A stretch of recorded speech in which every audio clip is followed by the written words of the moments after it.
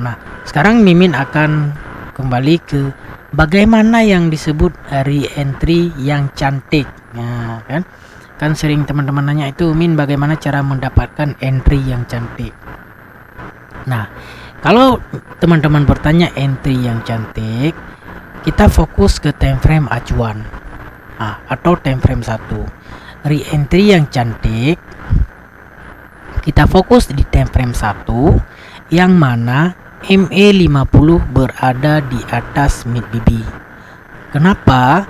Karena MA50 yang berada di atas mid BB menandakan tren sedang kuat atau ini disebut zone zero loss ya. Di sini teman-teman bisa lihat MA50 di sini ya.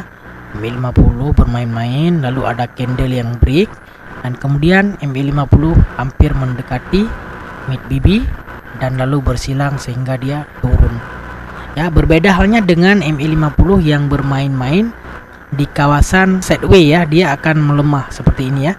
Dia naik turun, dia naik turun, dia naik turun. Ya, ini sideways. Tetapi ketika MA50 jelas berada di atas mid BB, itu menandakan kekuatan market kuat. Ya, seperti ini teman-teman bisa lihat. Ini bermain-main di tengah atau sideways, kemudian ada candle momentum, MA50 mulai berada di bawah mid BB, kemudian ada momentum dan berlaku zone zero loss, dia naik yang sangat panjang.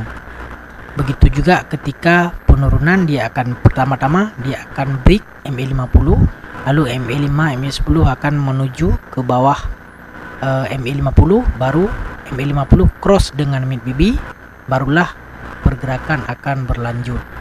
Ya, oke.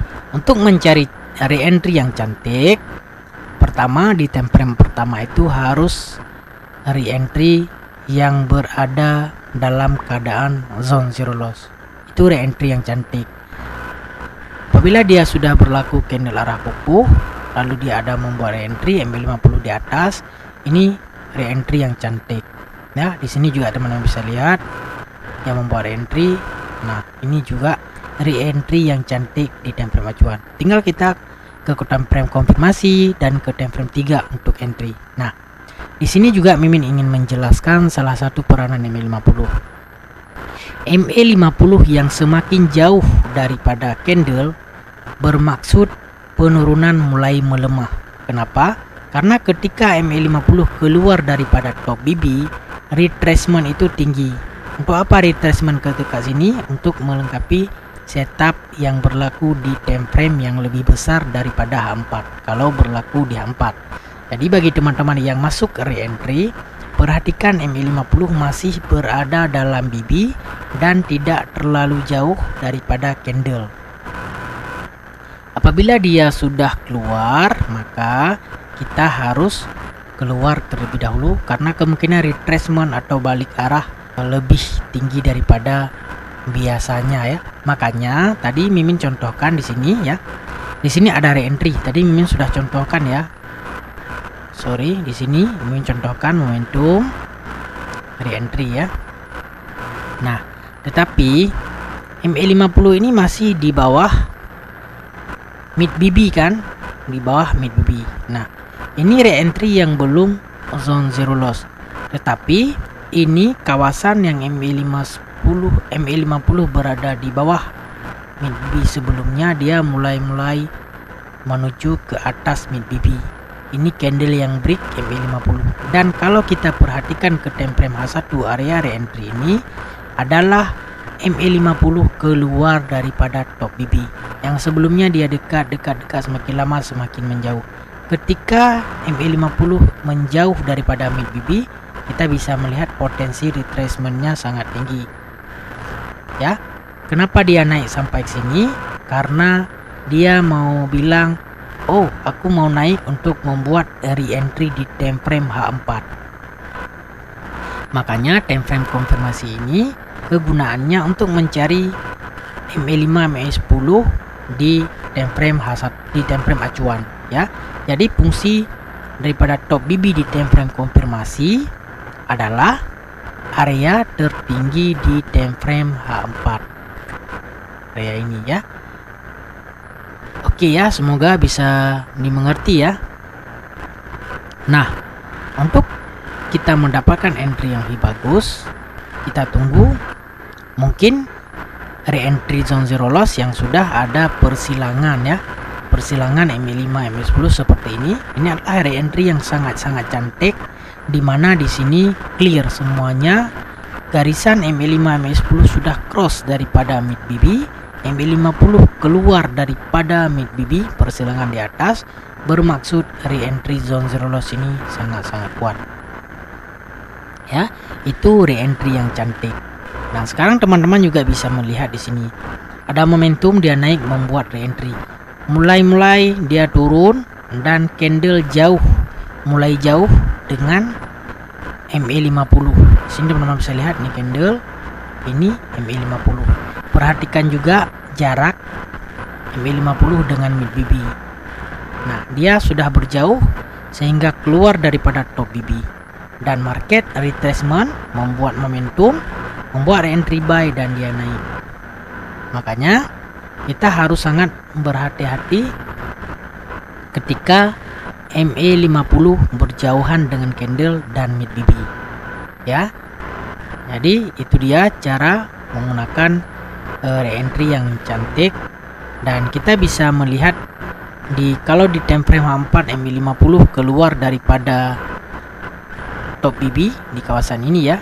Di sini juga ini bermaksud re-entry sedang berlaku di time frame daily.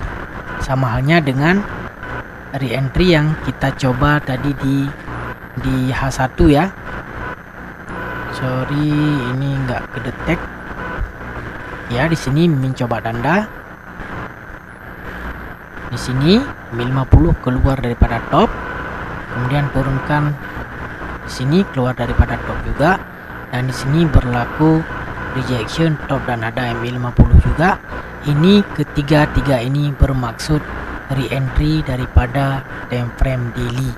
Re-entry daripada daily ini adalah re-entry zone zero loss, yang mana momentum re-entry candle MA50 berada di atas mid BB dan semakin menjauh. Kalau sudah menjauh seperti ini, MA50 dengan mid BB mulai menjauh, hati-hati karena retracementnya tinggi untuk melengkapi setup yang lebih besar daripada daily. Ya, semoga bisa jelas ya. Semoga bisa jelas dan bisa dipraktekkan bagi teman-teman yang ingin belajar lebih lanjut tentang BBB ini ya. Jadi untuk pertanyaan re-entry yang cantik itu simple saja. Re-entry di time frame acuan dalam keadaan zone zero loss, kemudian di time frame kedua berlaku rejection di top BB yang ada MA50 nya ya. Kemudian di time frame ketiga kita lakukan atau kita menunggu bisa masuk dari MHV ataupun bisa masuk dari candle arah. Oke, sekarang Mimin contohkan di pair lain, misalnya di Euro USD ya. Ini berlaku di semua time frame ya teman-teman ya, tidak hanya berlaku di Euro, di JU ya, semuanya berlaku. Nah, sekarang kalau kita melihat di sini ada momentum dia naik di kawasan ini membuat re-entry pertama MA5 MA10 ya, kemudian baru dia menyentuh mid BB yang ini, yang area ini ya. Sekarang kalau kita mendapatkan posisi momentum re-entry MA50 di atas mid BB bermaksud tren sedang kuat ya. Jadi kita bisa turunkan ke time frame H1 untuk mencari konfirmasi. Konfirmasinya di mana? Di area top BB. Sebisa mungkin ada MA50-nya seperti ini. Ya, ada MA50 di atas atau berdekatan dengan top BB. Oke, di sini mencontohkan lagi misalnya di gold ya. Di gold kita ambil time frame acuannya contoh di H4 ya, berlaku momentum dan re-entry di kawasan ini ya. Kita tahu ini momentum. Ini perbesar dikit ya. Nah, jelas ya, momentum. Ini juga momentum. Lalu dia membuat re-entry. Pada saat re-entry ini MA50 masih di atas mid BB ya, sehingga dia turun, baru ada pergerakan yang lebih kuat daripada ini. Sekarang tidak apa-apa, kita tandain, lalu kita turunkan kepada H1. Kemudian kita lihat pada H1 sebagai time frame konfirmasi, dia berlaku ekstrim dan ada MA50 nya. Ketika kita mendapatkan ini, di sini ada RSI stokastik yang oversold juga.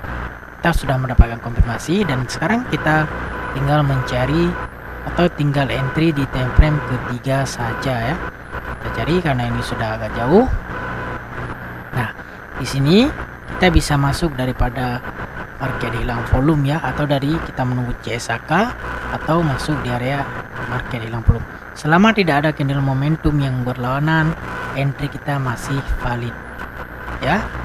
Entry kita masih valid. Apabila ada momentum, kita keluar dulu, biarkan dia membuat signal dan setup yang baru kita masuk ulang ya, karena kita tidak mau mengambil risiko yang terlalu besar dengan momentum. Kenapa?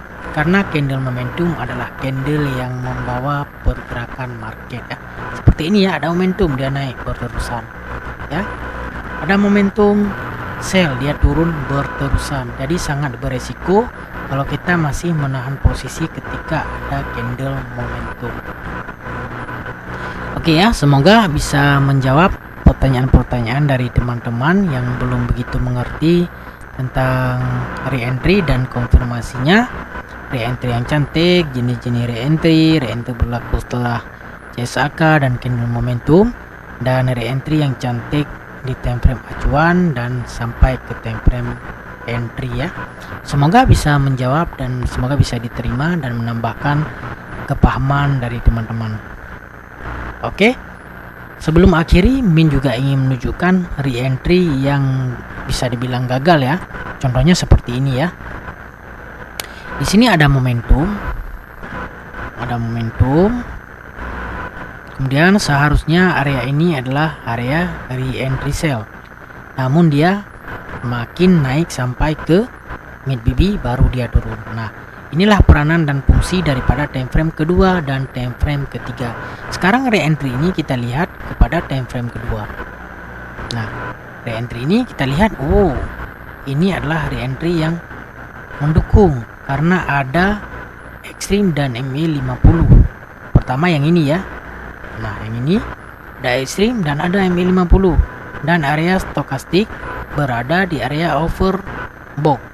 Sekarang kita turunkan ke M15. Kita lihat.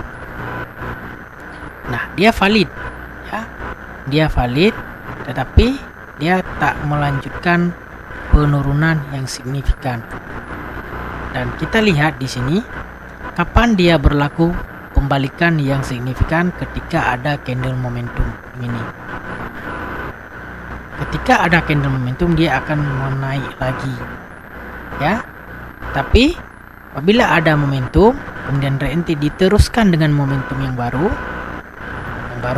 maka dia akan ada penurunan yang lebih. Nah, makanya di sini Mimin menggunakan Fibonacci untuk mengukur ya, untuk salah satunya sebagai bentuk pengukuran kita dalam take profit kita.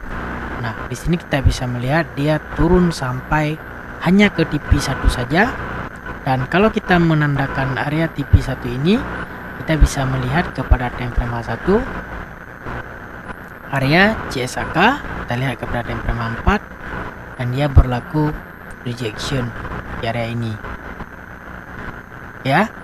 Jadi sebab itu kita bisa menggunakan Fibo untuk keluar atau untuk scalping, bisa dibilang scalping ya. Karena kenapa? Ini belum re-entry zone zero loss ya. MA50 baru keluar, tapi keluar ini dia membentuk MAV barunya naik kembali.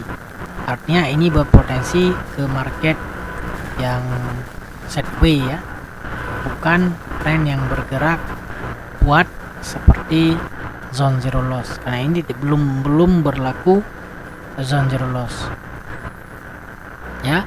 Berbeda halnya jika berlaku zone zero loss seperti ini, dia ada momentum, diteruskan dengan momentum, dilanjutkan dengan momentum, sehingga dia akan berlaku market hilang volume baru dia akan naik.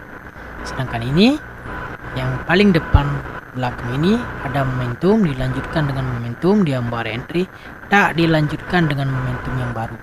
Bermaksud re-entry ini sudah lemah dan dia akan berlaku sideways. Oke ya teman-teman, semoga bisa dimengerti dan bermanfaat buat teman-teman semua. Mohon maaf jika ada kesalahan Mimin dalam penyampaian.